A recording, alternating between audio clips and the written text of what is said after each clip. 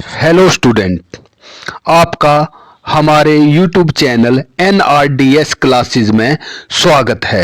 Hello student, हम करने जा रहे हैं सामाजिक विज्ञान की वर्कशीट नंबर 76। ये आपका चुनावी राजनीति लेसन से ही है और दिनांक 31 जनवरी 2022 का है। तो ये वर्कशीट आपने पढ़नी है बच्चों पूरी, ठीक है। और उसके बाद फिर आपने इसके क्वेश्चन आंसर करना है। तो इसके जो क्वेश्चन आंसर हैं, 4 क्वेश्चन आंसर हैं। तो ये क्वेश्चन हैं, तो मैं आपके डायरेक्ट क्वेश्चन के ऊपर आ रहा हूँ। आपने इसको खुद पढ़ना है पूरी को। पहला प्रश्न है आपका, चुनाव आयोग की क्या भूमिकाएं हैं। तो आपको पता ही है, चुनाव आयोग जो है ये चुनाव करवाने के लिए मुख्य रूप से जिम्मेदार होता है। तो चुनाव आयोग की क्या क्या भूमिकाएं हैं, मतलब चुनाव आयोग क्या क्या कार्य करता है। तो चुनाव आयोग निम्नलिखित कार्य करता है या इसकी भूमिका निम्नलिखित है, ठीक। भारत में चुनाव आयोग निर्वाचन क्षेत्रों का परिसीमन करता है। नंबर 2, यह मतदाता सूची को तैयार करता है। यह आदर्श चुनाव संहिता को लागू करता है। यह आदर्श चुनाव संहिता उल्लंघन करने पर उम्मीदवार एवं पार्टी को दंड देता है। सरकारी मशीनरी का गलत इस्तेमाल होने से रोकता है चुनाव के दौरान। और स्वतंत्र एवं निष्पक्ष चुनाव संपन्न करता है। दूसरा प्रश्न है आपका, आप क्यों सोचते हैं कि लोगों को चुनाव प्रक्रिया में सक्रिय भाग लेना चाहिए, मतलब चुनाव में उनको एक्टिवली पार्टिसिपेट करना चाहिए। तो इसका आंसर है, चुनावों में लोगों की ज़्यादा से ज़्यादा भागीदारी होना बड़ी ही ज़रूरी है, क्योंकि लोकतंत्र की सफलता चुनावों में जन भागीदारी पर निर्भर करती है। जब अधिक से अधिक लोग चुनाव में भाग लेंगे, तभी सही प्रतिनिधि और जिम्मेदार सरकार को चुन पाएंगे। तीसरा प्रश्न है आपका, स्वतंत्र और निष्पक्ष चुनाव की क्या चुनौतियां हैं, मतलब स्वतंत्र और निष्पक्ष चुनाव करवाने में क्या क्या चुनौतियां आती हैं। तो स्वतंत्र और निष्पक्ष चुनाव की चुनौतियां निम्नलिखित हैं। कौन कौन सी हैं? नंबर 1, चुनावों में आवश्यकता से अधिक धन खर्च होना। नंबर 2, अक्सर चुनाव में सही और योग्य विकल्प का ना होना, मतलब जो उम्मीदवार होते हैं कभी कभी ऐसे हो जाता है कि वो एक जैसे ही होते हैं। एक जैसे का मतलब हमें इसमें से चुनना पड़ जाता है कि कौन कम भ्रष्ट है। तो यह भी एक चुनौती होती है। तीसरा, आपराधिक छवि वाले व्यक्तियों को टिकट देना। कई राजनीतिक पार्टियां जो हैं वो आपराधिक छवि वाले व्यक्तियों को टिकट दे देती है। भाई भतीजावाद के अनुसार टिकट देना, और टिकट बंटवारे में भी भाई भतीजावाद, मतलब उसमें भ्रष्टाचार, अपने परिवार को अधिक बढ़ावा देना आदि ऐसी समस्याएं आती हैं। बाहुबलियों होती हैं जो बदमाश होते हैं, द्वारा मतदाताओं को डराना धमकाना, यह सब स्वतंत्र और निष्पक्ष चुनाव की चुनौतियां हैं। फिर अगला प्रश्न है चौथा, आपके चुनाव में भ्रष्टाचार से संबंधित समाचारों के बारे में सुना होगा आपने, ठीक है। जैसे मतदाता सूची में झूठे नाम शामिल करना, शासक दल द्वारा सरकारी सुविधाओं और अधिकारियों का दुरुपयोग करना, धन का अत्यधिक उपयोग और मतदाताओं को डराना, और मतदान के दिन धांधली करना। उन्हें ठीक करने के कुछ तरीकों के बारे में आप बताइए। तो छात्रों, ये आपसे पूछा गया है, इसमें जो भी आंसर होगा इसमें आप अपनी तरफ से भी ऐड कर सकते हैं। इसमें चुनावों में भ्रष्टाचार से संबंधित होने वाली गड़बड़ियों को रोकने के लिए निम्न उपाय किए जाने चाहिए। कौन कौन से हैं? नंबर 1, ठीक है, आदर्श चुनाव संहिता का कड़ाई से पालन किया जाना चाहिए। पार्टियों और उम्मीदवारों के चुनावी खर्च को कड़ाई से निगरानी की जानी चाहिए। आपराधिक छवि वाले व्यक्तियों को चुनाव लड़ने से रोका जाए। मतदाताओं को डराने या लोभ देने वाले को कड़ी से कड़ी सजा दी जानी चाहिए। ये आपके वर्कशीट नंबर 76 के क्वेश्चन आंसर थे। अब ये वर्कशीट नंबर 77 है सोशल साइंस हिस्ट्री की। ये हिस्ट्री का चैप्टर नंबर 3 है ये, ठीक है, और ये डेटेड है 1 फरवरी 2022 के। तो आपने ये पूरी की पूरी पढ़नी है। इसमें प्रथम विश्व युद्ध के बाद जर्मनी, फिर दूसरा इसका टॉपिक है नए राजनीतिक विचारों का उदय, फिर क्या क्या आर्थिक संकट आए, और इसके 5 प्रश्न हैं ये, ठीक है। तो मैं इन प्रश्नों को समझाता हूँ आपको, ठीक है। पहला प्रश्न है इसका, प्रथम विश्व युद्ध के जर्मनी पर क्या आर्थिक प्रभाव हुए? तो इसका आंसर होगा, प्रथम विश्व युद्ध के जर्मनी पर निम्नलिखित आर्थिक प्रभाव हुए।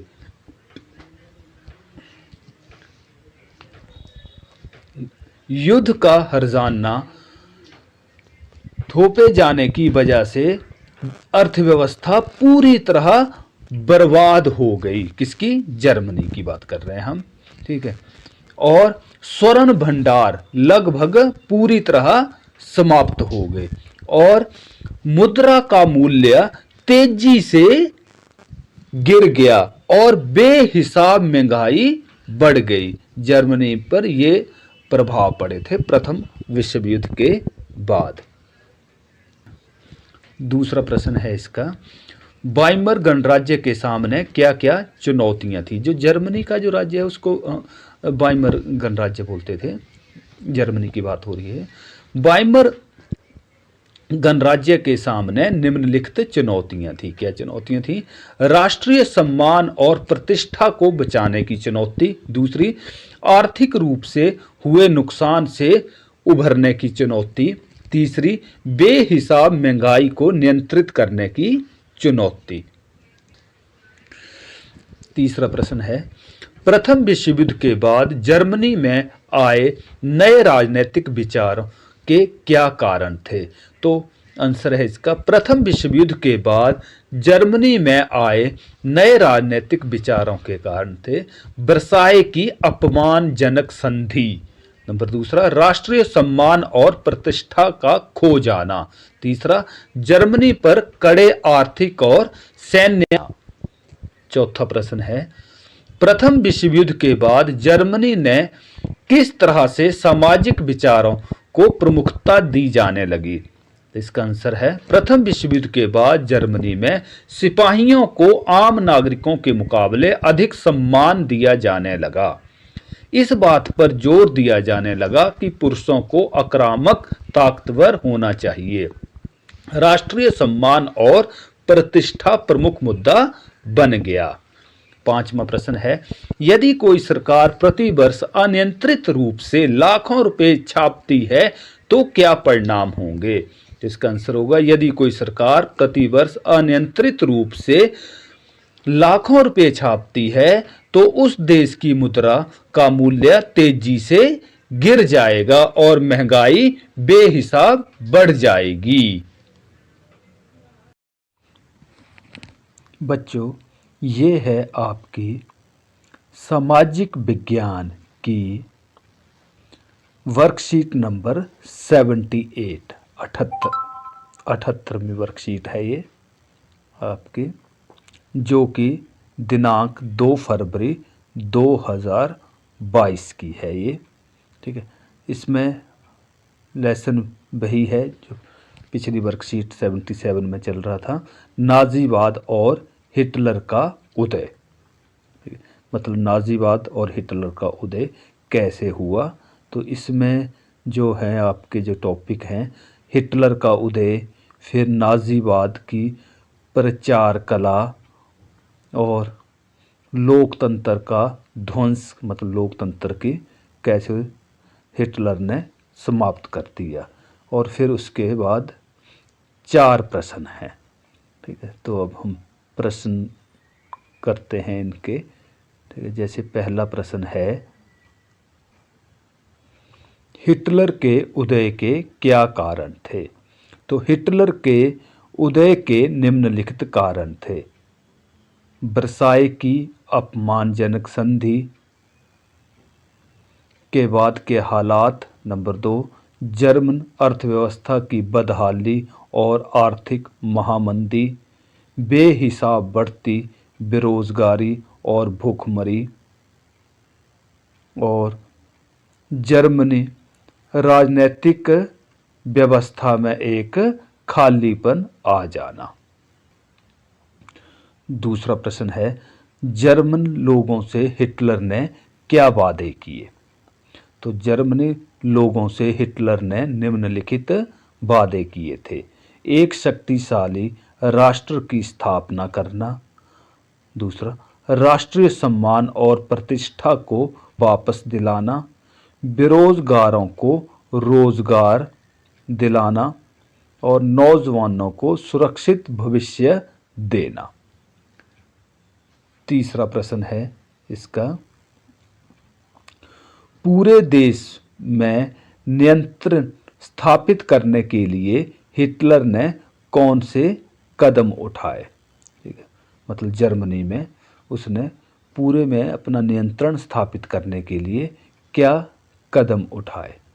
तो पूरे देश में नियंत्रण स्थापित करने के लिए हिटलर द्वारा उठाए गए कदम, अभिव्यक्ति, अभिव्यक्ति बोलते हैं कि अपने बोलने की आज़ादी, अभिव्यक्ति, प्रेस एवं सभा करने की आज़ादी जैसे नागरिक अधिकारों को निलंबित कर दिया गया। एक विशेषाधिकार अधिनियम द्वारा संसद को शक्तिहीन बना दिया और सभी विपक्षी पार्टियों और ट्रेड यूनियनों पर पाबंदी लगा दी गई। इसके द्वारा उसने सारे के सारे जर्मनी के ऊपर अपना नियंत्रण स्थापित कर लिया। चौथा प्रश्न है आपका, क्या मीडिया पर प्रचारित बातों और विचारों से आप प्रभावित होते हैं, उदाहरण दीजिए। तो इसका आंसर है बेटा हाँ, जो भी मीडिया में हम बातें प्रचारित होती हैं उनसे प्रभावित होते हैं। हाँ, मीडिया पर प्रचारित बातें और विचार हमें प्रभावित करते हैं। इसका उदाहरण, जब भारत और चीन के बीच पनपे तनाव के कारण चीन के सामान का बहिष्कार करने की बातें खूब जोर जोर से मीडिया में प्रसारित की गई, तो उसके बाद हमने भी सामान खरीद में इसका ध्यान रखना शुरू कर दिया। मतलब हम भी चीन के सामान का बाइकआउट करने लग पड़े। और यह जो हम एडवर्टाइजमेंट देते हैं, हम इसीलिए ये एडवर्टाइजमेंटें ये आती हैं क्योंकि हम इससे प्रभावित होते हैं। अगली वर्कशीट है 79। हम 9th क्लास के सामाजिक विज्ञान की वर्कशीट कर रहे हैं। यह है नाजीवाद और हिटलर का उदय। इसकी ये चौथा पार्ट है ये इसका। ठीक है, लेसन हिस्ट्री का, इतिहास का तीसरा लेसन है ये। ठीक है, इसमें नाजीवाद और अब हिटलर का उदय, इनका उदय कैसे हुआ। हिटलर द्वारा जर्मनी में शासन, ये टॉपिक है इसका। ठीक है, और ये बच्चों आपने पूरे का पूरा रीडिंग करनी है। मैं इसमें इसलिए रीडिंग नहीं कर रहा हूँ क्योंकि अगर मैंने रीडिंग कर दी तो आप इसकी रीडिंग नहीं करते हो। तो आपने पहले इसकी रीडिंग करनी है और फिर उसके क्वेश्चन आंसर के ऊपर मैं अभी डिस्कस करता हूँ। इसका पहला प्रश्न है, हिटलर ने जर्मनी में नियंत्रण बढ़ाने के लिए कौन कौन से संगठन बनाए? तो हिटलर ने जर्मनी में नियंत्रण बढ़ाने के लिए गेस्तापो गुप्तचर राज्य पुलिस, एसएस अपराध नियंत्रण पुलिस और सुरक्षा सेवा एसडी का गठन किया। दूसरा प्रश्न है, नात्सी सोच के अनुसार अवांछित कौन लोग थे? अवांछित मतलब जिनकी कोई ज़रूरत नहीं होती है। तो नात्सी सोच के अनुसार यहूदी और बीमार लोग जो उनके काम नहीं आ सकते थे, वे सभी अवांछित लोग थे। तीसरा प्रश्न मैप का है। और चौथा प्रश्न जो है, यहूदियों के साथ नात्सी व्यवहार किस प्रकार का था? तो यहूदियों के साथ नात्सी व्यवहार अमानवीय था। उन्होंने उनको अवांछित समझकर मारना शुरू कर दिया। नाजियों ने प्रारंभ में उनके स्कूल के दिनों में ही बच्चों के दिमाग में यहूदियों के प्रति नफरत भर दी। बाद में उन्हें पोलैंड में बनाए गए गैस चैम्बरों में ले जाकर मार देने की रणनीति अपनाई। पांचवा प्रश्न है, क्या आपको अपने आसपास किसी प्रकार का भेदभाव नजर आता है? इसे दूर करने के लिए आप क्या प्रयास करेंगे? आंसर है, मुझे अपने आसपास कई बार लड़के और लड़कियों में भेदभाव नज़र आता है। मतलब लड़के और लड़कियों में भेदभाव किया जाता है और इसे दूर करने के लिए समाज में और भी जागरूकता फैलाने की ज़रूरत है। ऐसी ही महत्वपूर्ण जानकारी और अपडेट के लिए हमारे चैनल NRDS क्लासेस को लाइक करें, सब्सक्राइब करें और बेल आइकन का बटन जरूर दबाएं। धन्यवाद।